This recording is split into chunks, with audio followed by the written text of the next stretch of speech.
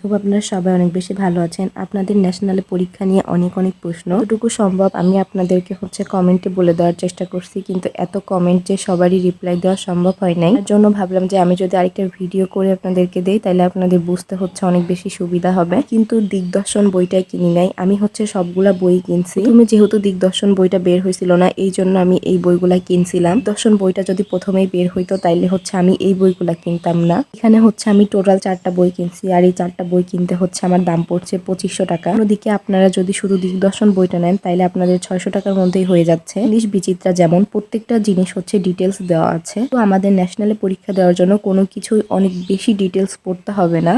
আমরা সবাই জানি ন্যাশনালের প্রশ্ন অনেক বেশি সহজ হয়, আর এবার যেহেতু অনেক বছর পরে পরীক্ষা হচ্ছে, প্রশ্ন মোটামুটি ভালোই সহজ হবে আমার মনে হয়। মূল কথা আমাদেরকে বসে থাকলে চলবে না, আমাদেরকে রেগুলারই পড়ালেখা চালিয়ে যেতে হবে। আমি আপনাদের সুবিধার্থে আবারও বলে দিচ্ছি, হবে বাংলা, ইংলিশ আর জিকে, সাথে আপনাদের গ্রুপ ভিত্তিক যে 4টা সাবজেক্ট ছিল সেই 4টা সাবজেক্ট থেকে প্রশ্ন হবে।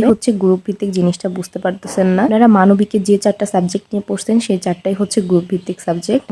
আপনারা যারা সায়েন্সে ছিলেন তাদের physics, chemistry, higher math, biology এগুলাই গ্রুপ ভিত্তিক সাবজেক্ট। যার যে সাবজেক্টগুলো ছিল সেগুলাই পড়তে হবে। অনেকেই জিজ্ঞাসা করতেছেন আমি কোন কলেজে ভর্তি পরীক্ষা দিব। আমি ফরিদপুর রাজেন্দ্র কলেজে ভর্তি পরীক্ষা দিব। তাতে অনেকেই জানতে চাইছেন যে আমার বাসা কোথায়, আমার বাসা কি ফরিদপুর নাকি। আমার বাসা ফরিদপুরে না, আমার বাসা রাজবাড়িতে। আর আপনারা যারা মাদ্রাসায় পড়ছেন তাদেরও গ্রুপ ভিত্তিক সাবজেক্ট ছিল মাদ্রাসায়, তারা সেই সাবজেক্টগুলো পড়ার চেষ্টা করবেন। ভিত্তিক যে সাবজেক্টগুলো আছে এগুলোর কোশ্চেন আহামরি তেমন কোনো কঠিন হবে না, কিন্তু আমাদেরকে বেশি ফোকাস দিতে হবে বাংলা, ইংলিশ আর জিকেতে।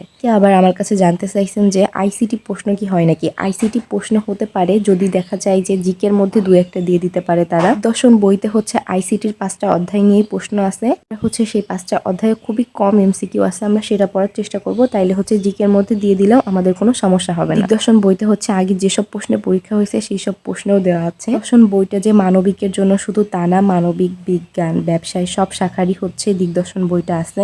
যে যে বিভাগে পড়েন সেই বিভাগের বইটা কিনে নিবেন। অনেকেই আবার আমার কাছে প্রশ্ন ব্যাংকেরও রিভিউ চাইছেন। এখনো প্রশ্ন ব্যাংকটা কিনি নাই, যখন প্রশ্ন ব্যাংকটা কিনি তখন অবশ্যই আপনাদের সাথে আমি রিভিউ শেয়ার করব।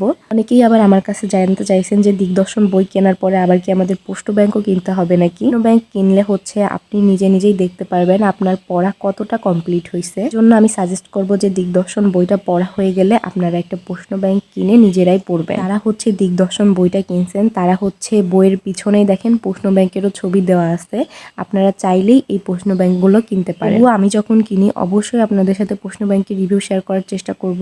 এখনো পড়ালেখা শুরু করে নাই, আমি বলবো আপনারা পড়ালেখা শুরু করে দেন আর দিগদর্শন বইটা কিনে নেন, তাইলে আপনাদের সিলেবাস কমপ্লিট করতে বেশি সময় লাগবে না। কিন্তু হবে শর্ট সিলেবাসে, মানে প্রত্যেকটা সাবজেক্টেরই শর্ট সিলেবাসে পরীক্ষা হবে। পরীক্ষা কিন্তু হবে 200 মার্কের মধ্যে 100 মার্ক থাকবে আমাদের রেজাল্টের উপরে, আর 100 মার্ক থাকবে সাবজেক্টের উপরে। কথা আমাদের প্রশ্নের উপর পরীক্ষা দিতে হবে 100 মার্কের। পরীক্ষারও কিন্তু আর বেশি সময় নেই, আমাদের পরীক্ষার ডেটও দিয়ে দিছে মে মাসের 3 তারিখে। এই জন্য আপনারা সবাই ভালো মতো পড়ালেখা শুরু করেন। আর ভিডিও আপনারা কে কোথা থেকে দেখতেছেন সবাই একটু কমেন্টে বলেন। আপনারা কি ধরনের ভিডিও দেখতে পছন্দ করেন সেটা আমাকে কমেন্টে বলেন, তাইলে আমি সেই ধরনের ভিডিও করার চেষ্টা করব। আমি আপনাদেরকে বলছিলাম যে আমি সবকিছু নোট করে পড়ি, আপনাদের লাগলে আপনারা বলেন। বাংলাটা কবি পরিচিতি, এগুলা যদি আমরা এভাবে নোট করে পড়ি তাইলে পরীক্ষার সময় আমরা জাস্ট নোটটা দেখবো আর পরীক্ষা দিতে চলে যাব। কিন্তু সবকিছু আমাদের মনে থাকবে, সবকিছু গুলাই যাবে না। যাই হোক, আজকের ভিডিওটা অনেক বেশি বড় হয়ে গেছে, আর বড় না করি। সবাই ভালো থাকবেন।